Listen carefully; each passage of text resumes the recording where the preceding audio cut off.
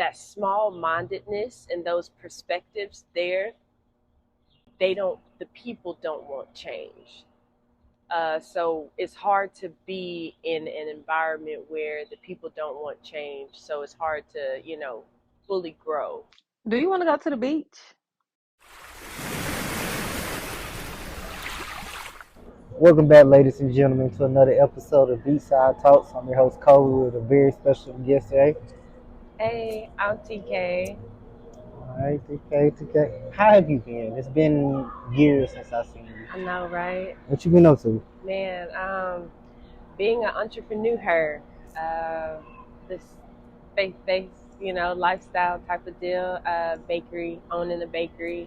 Um, yeah, just creating a lifestyle that I don't have to escape from until I get rid of them student loan debts. I really be free, but I still owe them, so I ain't just too free yet. But yeah, for the most part, just enjoying life, really.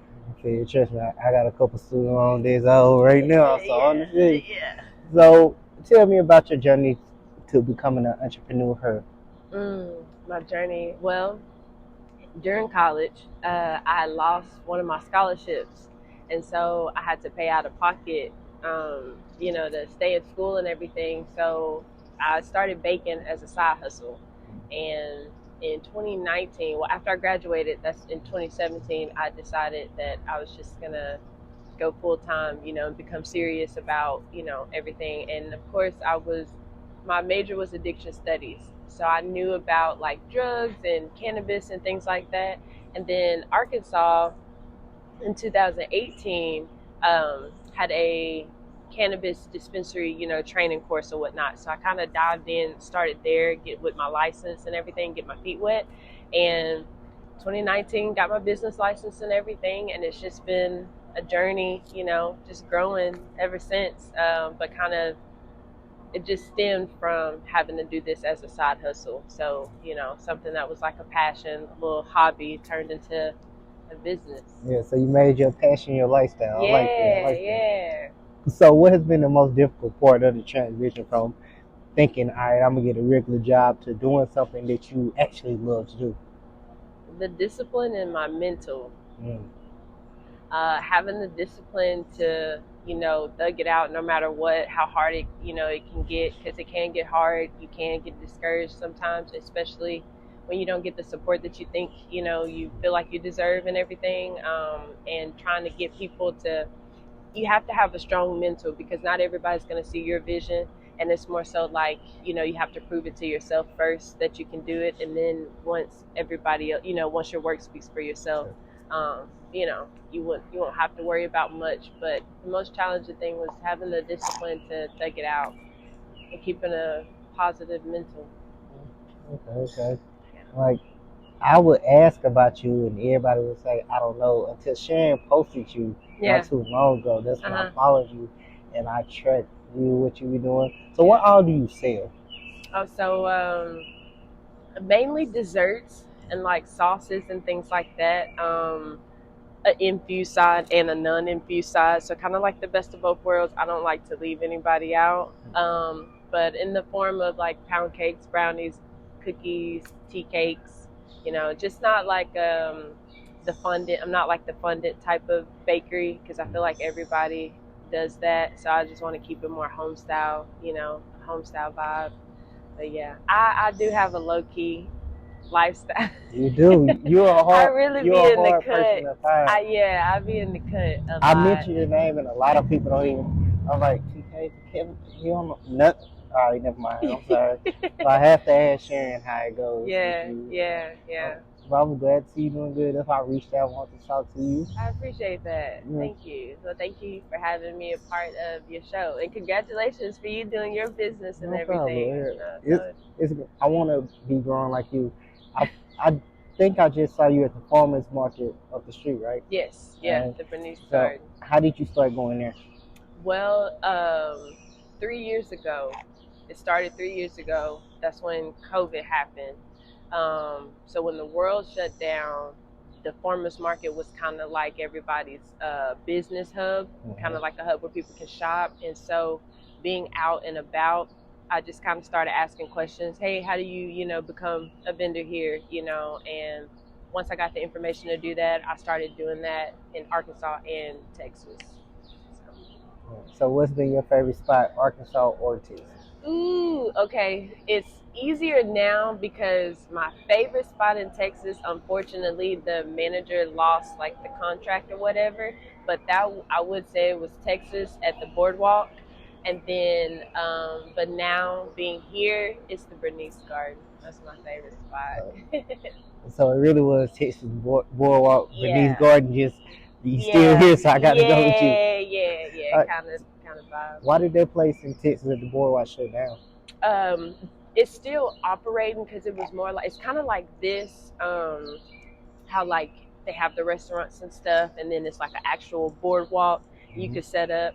Well, the manager that was over everything, I guess, lost the contract that he had with the actual boardwalk place, and so he wasn't able to keep it up. Yeah, to host it anymore and stuff. But I think he had personal issues going on too, so you know how that goes. Okay. Yeah. So you have a weird area code. Yeah. So where are you from? Because your area code can't be where you from. No. I looked it up like, what number? I know, right? Well, I'm originally from Eudora, Arkansas. I know. But then I went to high school and graduated, college and stuff here in graduated high school here in Little Rock, then graduated college in Conway. And then when business started, I branched off to Colorado. So that's where that number came from.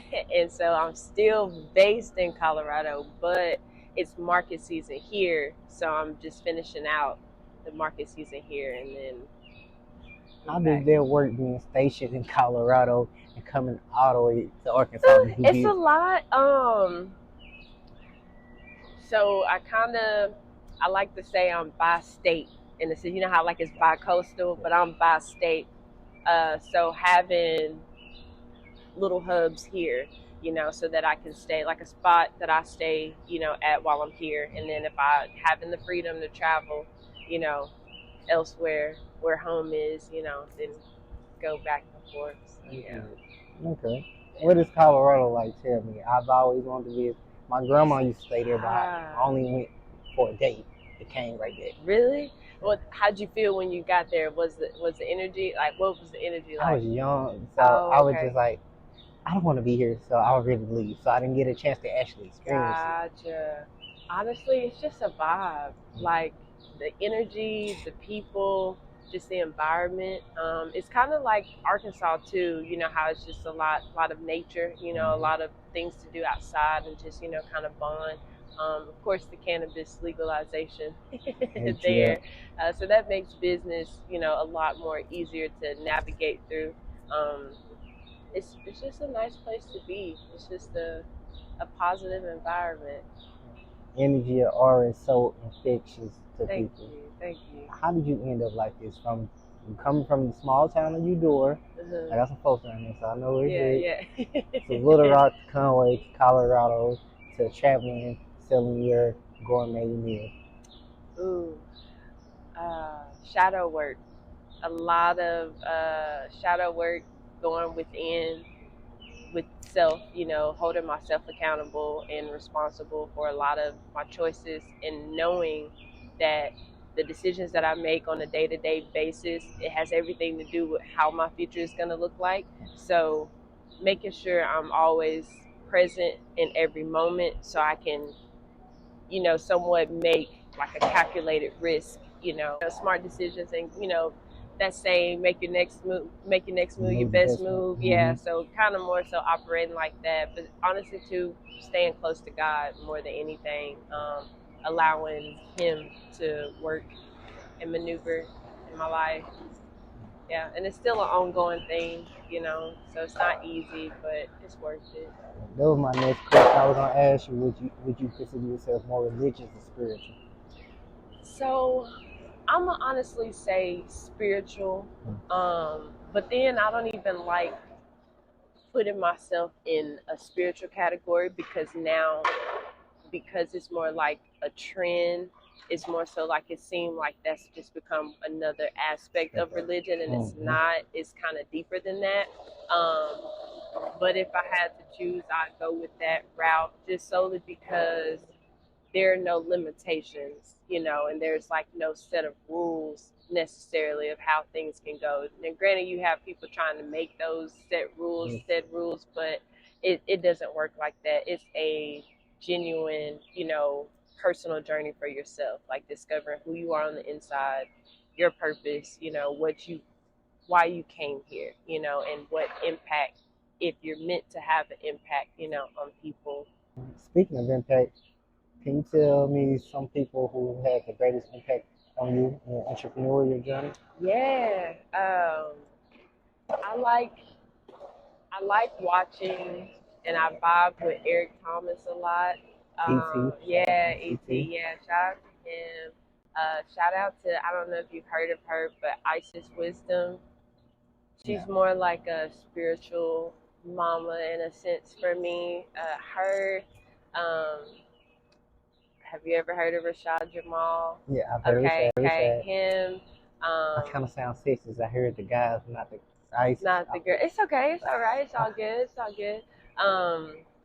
Mainly like those people too, or mainly like those people, and then just Les Brown's my favorite.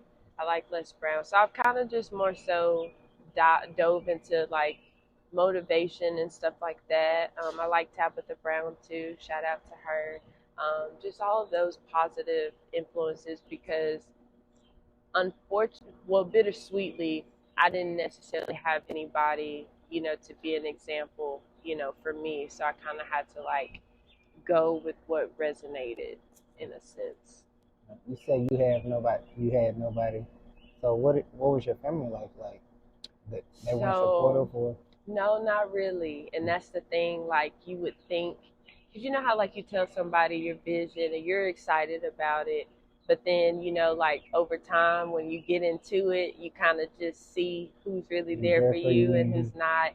And bittersweetly, it turned out that when I'm kind of like the black sheep, so I'm very misunderstood. And so because I'm very misunderstood, instead of people asking questions to learn me and know what I'm really about, they just kind of go with their own assumptions and make up their own opinions, and that's fine.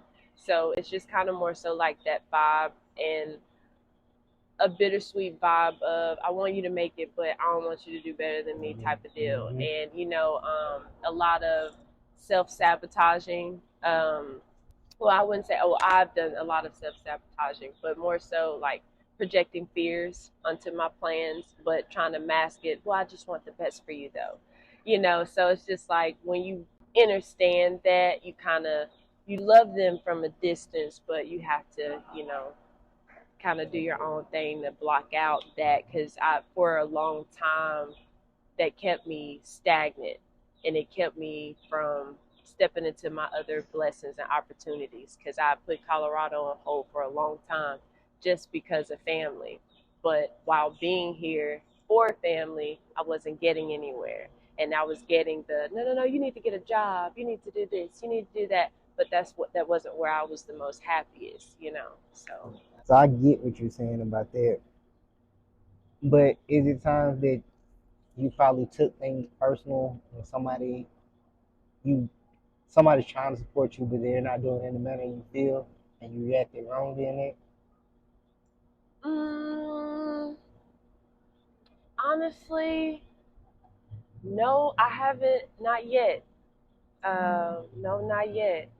And maybe if somebody feels that way, then maybe, one day we could have that conversation. But for the most part, no. No, because it's more so kind of like straightforward, pretty much to the point. Like, for example, one time I had my very first event, and one of my family members was like, "Oh, well, I just had to come out here and see it for myself because I didn't believe it," So it's like, well, damn, how can you? I mean, they probably would, I'll be shooting people bail. Yeah. But whoever I'm shooting bail for, I want you to know the last 2 weeks, I've been getting shot down. I've been trying to shoot people dead and become bad. But maybe they were like, I hear people talking about all the time how they gonna do this, do that. Mm-hmm. So I had to make sure you were actually doing it and not just talking about it. Well, check this out though. Considering that this is something that I've been doing since college, like this has been a thing. I haven't, slacked up off of it. Like you know what I mean? And more so lately, this has been the thing too that I've peaked because nobody really knows where I am and what's really going on. They'll just call, make it seem like they're checking on me, but really just trying to be nosy. Check in, like, yeah. And then, can I get your address? But no, I'll send them a P.O. box in a heartbeat, and it could be in a whole nother state. So I don't know. I can say having to be protective of my businesses and my peace and just everything. It's worked out well to where you'll eventually see how people really are, how they really feel about your goals and stuff. But it's weird, my biggest support system, they're strangers. They're not even they're strangers. That's typically how it is. Like, I know rappers and stuff say this all the time. The people where you from hate you the most. And I don't even feel like it's hate. I feel like it's just misunderstood grievance of themselves. Like, I see you doing something that you believe in, that you have passion about, and you're successful doing. And it makes me feel self-conscious about myself because I chose to settle. So, what made you choose not to settle? Okay, so this is so funny. I was 16 years old, right? 16. I was 16 years old, and no, I take that back. I was 15. I was 15 years old, and my daddy was getting me a car, and he allowed. Well, here's the thing. Okay. He allowed me to, pick out my own car, right? Okay. So me not really understanding how numbers work, credit, blah blah blah. I took my ass to the Range Rover dealership. What made you go to Range first? I've always loved those cars. I've always loved the Range Rovers. And I had the opportunity growing up, I had the opportunity to ride in one because the person that I was carpooling with in school at the time, her dad had one. So I'm looking like, oh yeah, this luxury, this top notch right here. Yeah. So I'm like, I want that. So I go and I call my dad and I'm like, hey, so I found me one. It's just $49,000. I'm talking like you got it. It's just $49,000. He's like, hold on. And he broke it down to me. And when I realized that $49,000 just for one vehicle, just one, and it's a whole car lot full of vehicles, for just one vehicle, that is worth somebody's entire livelihood. Like, a person is trying to survive off of $49,000, and that has to be split. So you don't get all of that, and that didn't sit right in my spirit. So at that moment, I was triggered.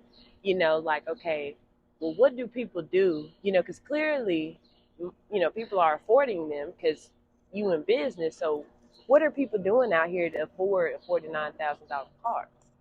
How can they, so then I started diving into, credit and things like that. And also having the exposure to go to private clubs, yachts and stuff, like just being exposed. I'm like, oh yeah. Oh yeah. What school you went to? Which one? In Little Rock. I went to Parkview. I knew it. Yeah, okay. I went to Park, and I was on the drama side. So. Oh yeah. You was there. Yeah, okay. Yeah. So that's what made me like.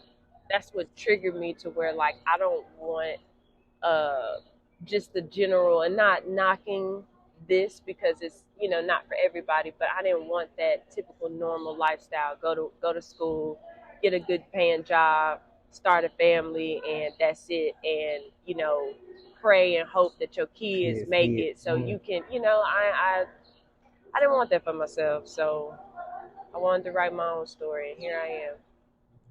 What's your relationship like with your parents growing up to now?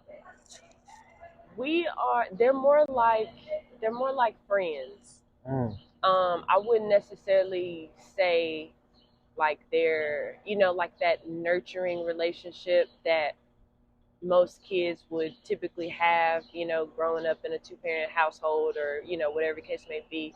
I didn't necessarily have that. I had to kind of start fending for myself at 7. So they're more like friends. Why 7? Well, we moved from Eudora to Little Rock. So it kind of started, my journey kind of started then. Yeah, that's a big cultural twist. Yeah, going from straight to the country to here. And I was shocked, like, to see all these big buildings and stuff. When I first got here, I was like, oh my gosh, like, what is this? You can, yeah, like, this is, I thought I was, we made it big when we came. Well, people don't realize how vastly different ideologies and viewpoints in Arkansas is. Mm-hmm. I'm from Southwest Arkansas, Southeast. Oh, okay. So yeah, this bottom South, we're country. Yeah, like seeing horses and normal to us. Like, period. We look across the street, might see horses coming up here, and people marveling at horses and marveling at different stuff. I'm like, that's different for y'all. Then we saying, wow, y'all have a nightlife.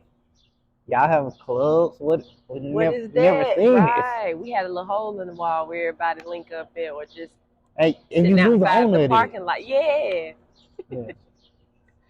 So, Little Rock, Eudora. What made you think of Colorado? So you know how like everybody has this special place they go to when they turn 21. I wasn't ever a drinker. I think you noticed that. I wasn't ever a drinker, so I don't think I've ever seen you drink. Exactly. I mean, I did during college days, don't get me wrong, but that wasn't my go-to, right? And I always had Mary with me. You let greenery change the scenery. Yes, absolutely. And I went there for my 21st birthday.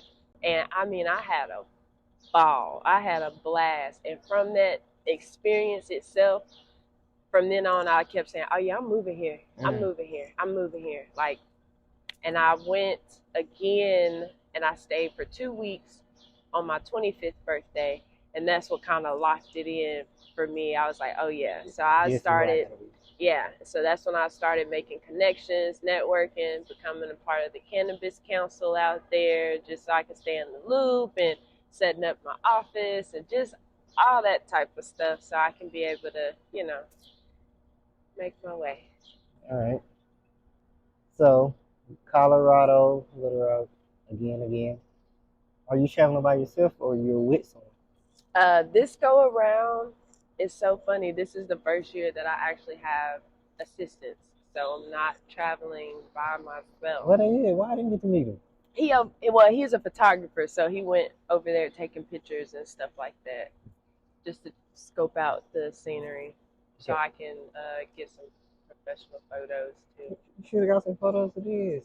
You're right. We can do that after we record for the show. So how did you have some? So when I initially moved, I had relocated for a little bit to Tennessee because I had briefly got, scouted to be a cannabis chef and then do like a mentorship program. So by moving out there, that's where I met him. Yeah, I just clicked the link. And I got my photos. He does like, what do you call it? PR, so public relations and stuff. So like he designs like my flyers and stuff like that. So all that good stuff. And that's a blessing because I don't have to do that. This is one less thing off my plate. I wish I had that because doing all this by myself, I was like, maybe I should hire somebody. Take some work off me. Contract work.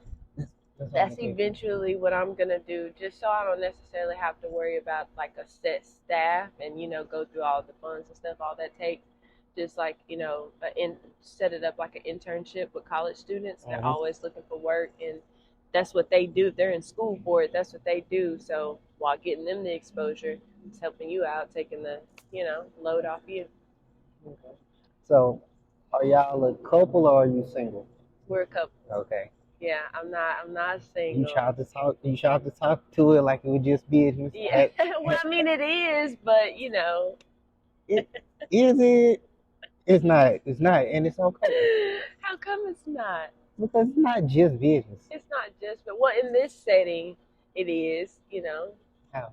Well, we're having a interview. I'm Unless you're asking about, you know, like personal questions, but no. you asked that was a more so business question, so My I bad. gave You're you a right. You're right. business answer. All right. On this show, I ask personal and business because Oh, I okay. want to make it more personal because I want people to Heard. get to know the people I'm talking to. Gotcha. My bad. Okay. My bad. Okay. It's okay. I feel like kind of sprung that on you, did. My bad. Matata. It's all right. It's All all right. right. So, did y'all relationship start off as business or start out as personal? At first, it started off personal, and then it progressed to business because he had hidden talents that I didn't know about. So once I started seeing that. I was like, oh, I can use you. Not like in a bad way, but you know. It's just the way it sounds. I get what you're saying. You saw him take a couple pictures, you like, you did all this stuff, so you didn't tell me about that. Come on, let's work. Yeah. But tell me what it's like having a significant other that adds to your empire. Honestly, it's a blessing. It can get irritating at times because um, I've learned I'm very bossy. Okay. So sometimes it he doesn't necessarily feel, you know, saying the love. Like I know I'm helping you, but hold on, you know, like hold on now. Yeah, you gotta relax, you know. So that I can say that's about the most uncomfortable thing, but overall it's a blessing because looking back and having to do this by myself for 3 years in a row and then to finally like breathe a little bit, it's like, oh wow. Whew. And I didn't realize how hard I was working and how taxing it was, you know, on me until, you know, like having a partner to just, you know, balance it out for you. So it's dope though. So what's been the hardest part of balancing the business and personal relationship? The time, spending time, because when I'm in my love zone, when I'm focused, I'm tunnel vision. It's like, you know, yeah, it's yeah. So, and then having this, and then with this lifestyle, because it's a lifestyle, in a sense, you're always working.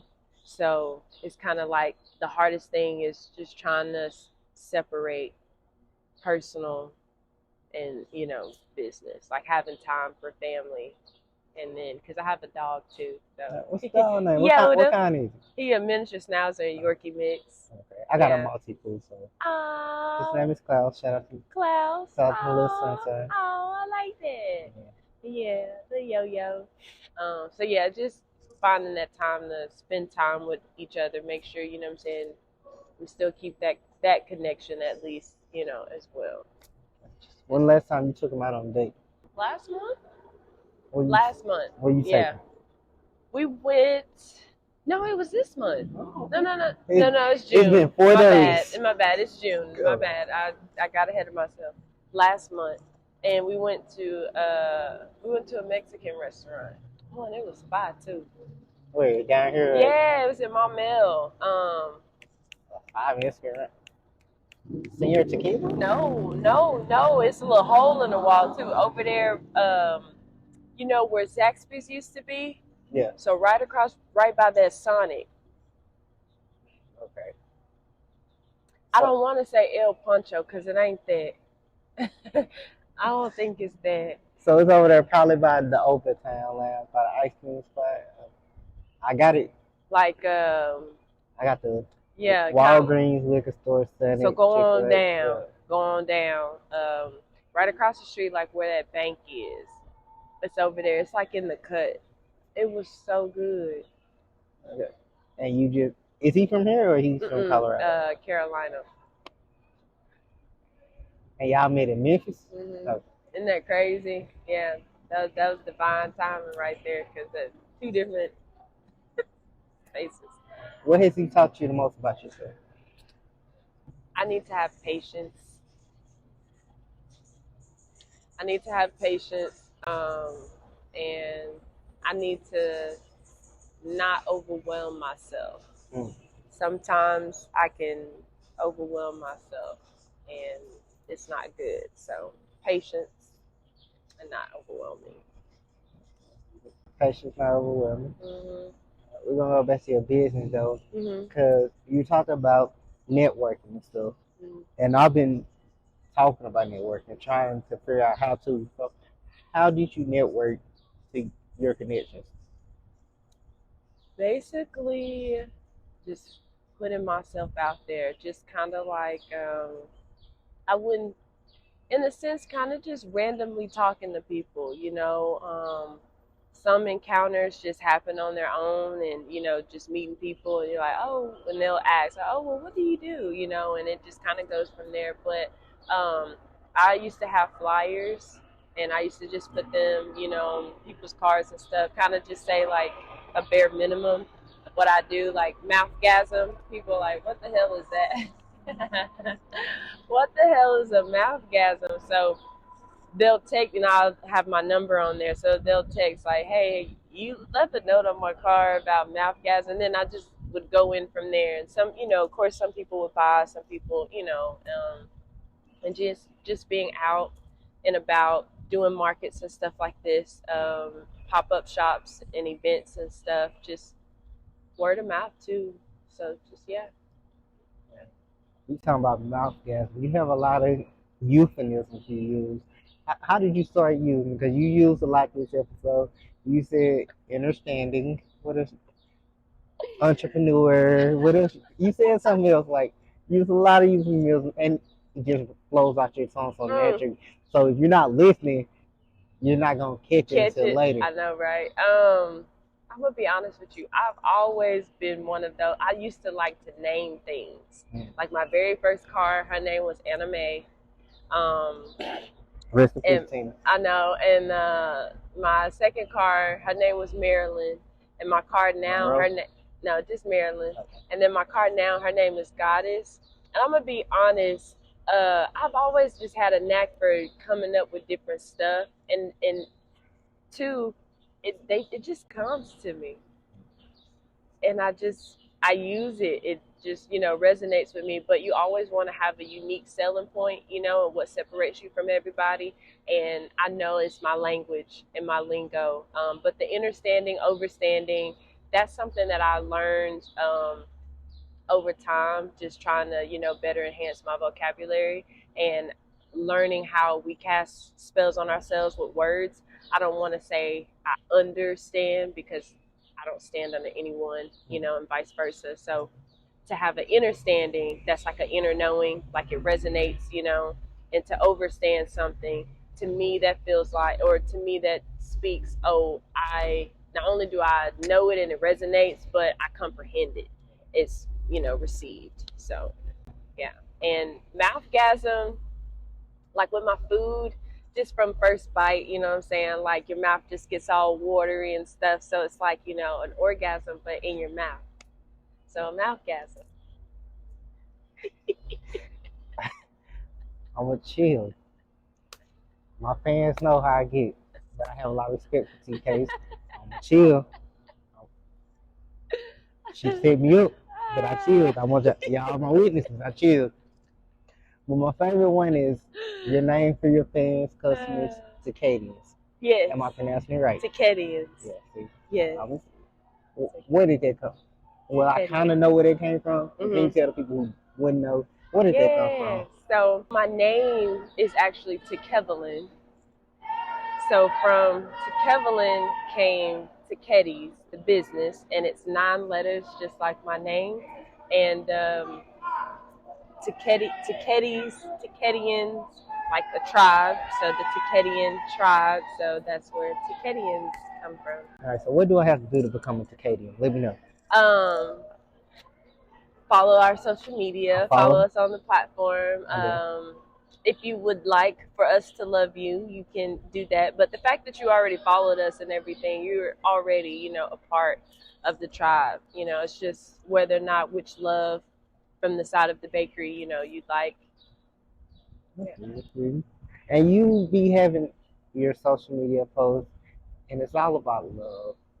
Like, you're just so warm and welcoming. Oh, thank you. What made you start doing it?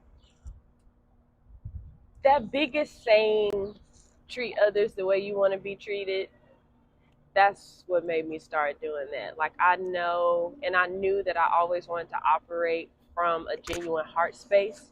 So operating from my heart space, that's that's it. That's the vibe, and that's always that. Because at the end of the day, regardless of what's going on and stuff, all it is just a lack of love, you know. So, and that's what's needed. So I feel as though I've been called to, you know, fill in that void, you know.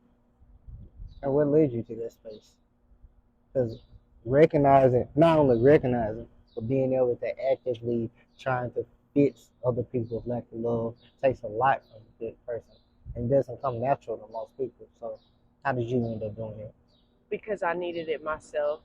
And if it's something that I know that I wanted to receive, I had to first, you know, be that example. So I had to give it to myself first, and knowing how good I love me and how I feel, I would want everybody, you know, everybody's deserving of that. So to give that when people just solely don't have it, you know, for themselves, that's what made me want to do it. Okay. So right now, your business is flourishing, I would say. Where do you see yourself? Where do you see the business in the next 3 years?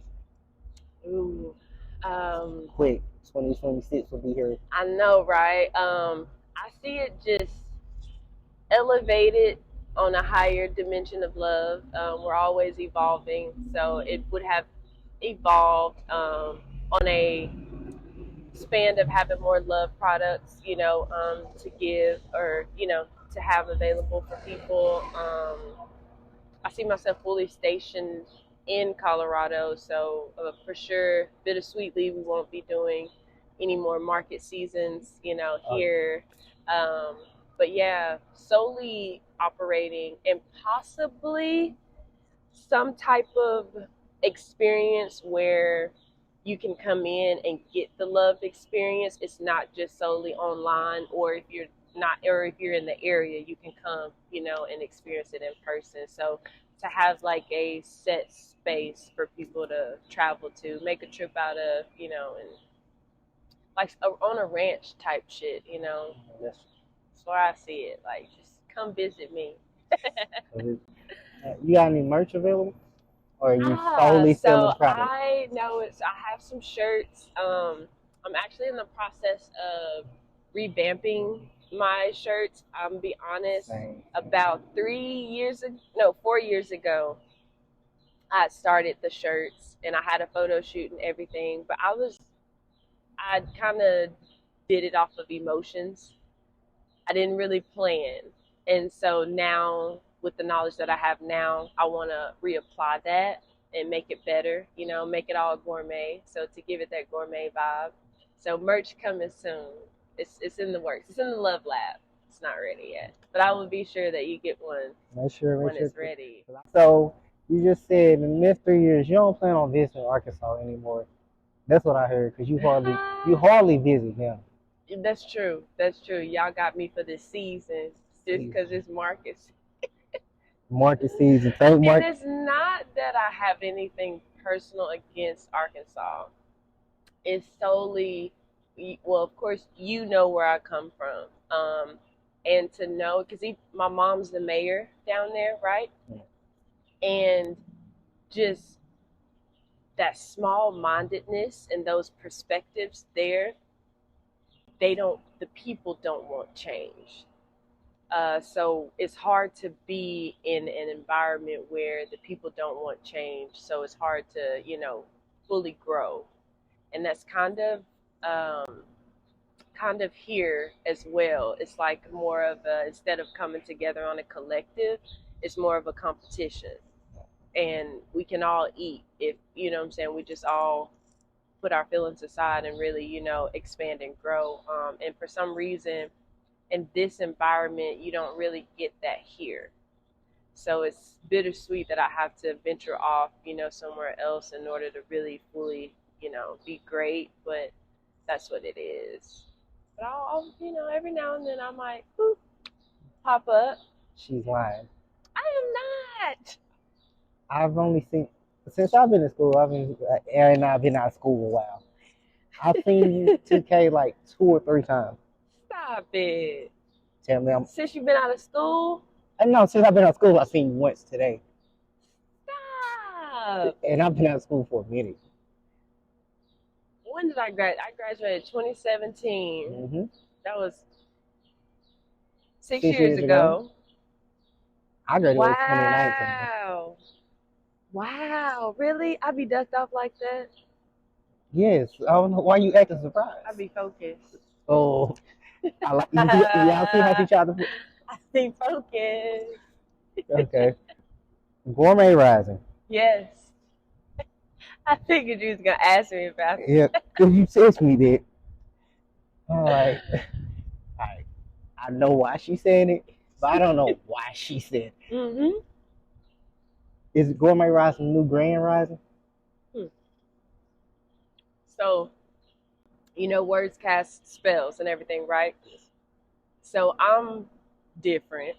So instead of having Grand Rising, since my lifestyle is all gourmet treats and everything, I greet people, gourmet greetings, So Gourmet Rising, Gourmet Afternoon, Gourmet Evening, Gourmet Night. Okay.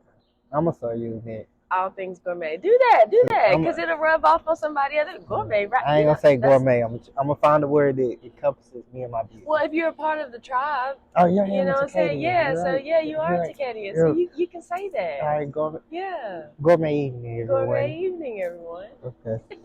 All right, and my last question for you. Mm-hmm.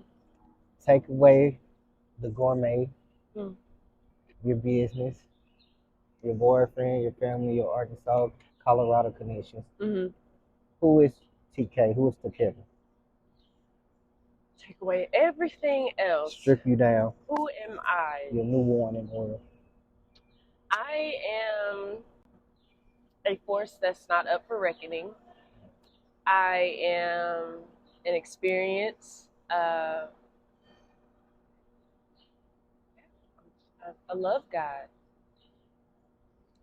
So I am. I respect it. Okay. Well, I would like to personally thank you for being on my show. Likewise. Thank you for having me. Do you have anything you want to say to the audience? I definitely desire that you guys enjoyed today's vibe. And shop the love. Meet me in the love realm, TakettysGourmet.com at Taketties. And yeah, I look forward to loving you. The links will be in the bio. Yeah. Cool. All right. And that's it. Thank you all for coming to the beach, and we're out. Toodles.